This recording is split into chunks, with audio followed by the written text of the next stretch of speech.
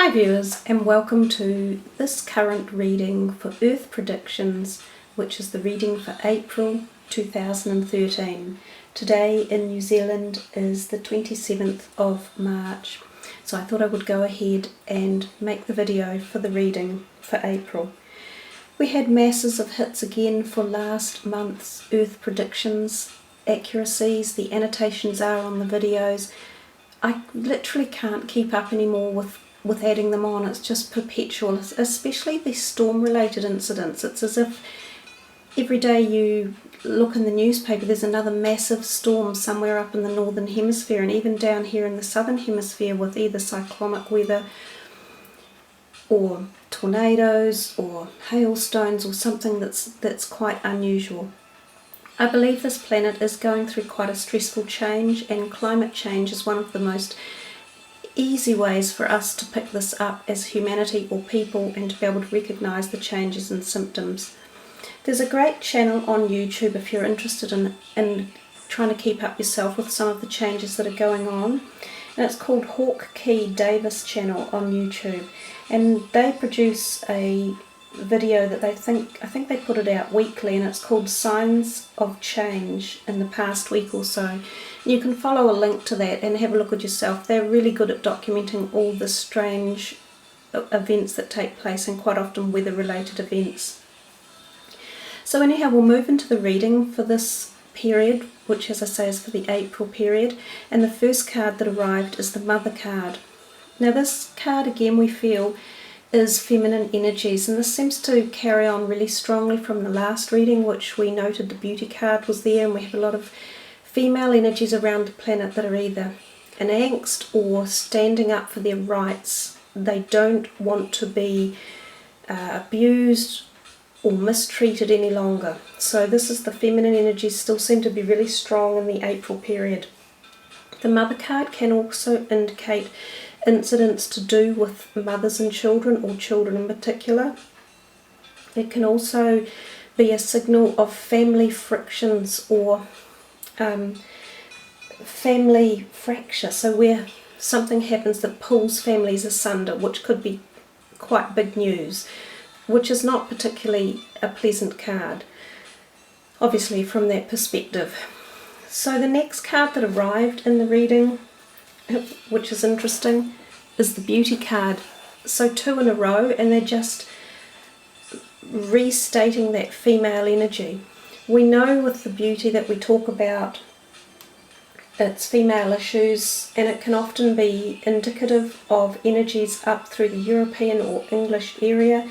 It can be famous people, well-known politicians, leaders of states, celebrities, such like.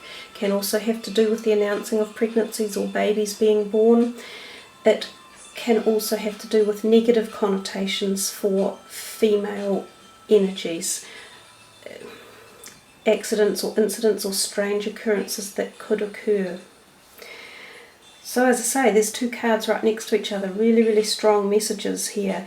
The other message that the Mother card did give, which I thought about it a little bit later, was Mother Earth, so planet Earth. It's as if there's something going on that even Earth is agitated about.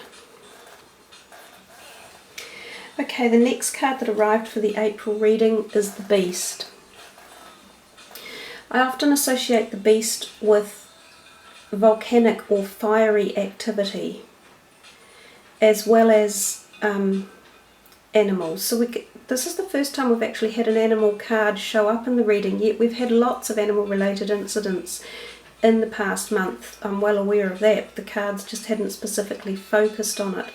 The Beast is not your current common day known animal, but it does have a lot of fire energy to it, underneath energy, tunnels, underground.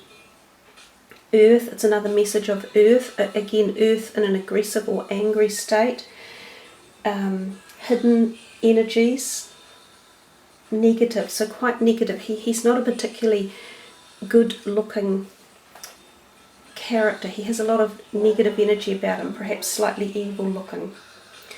Okay, the next card that arrived in the reading is the Destruction card.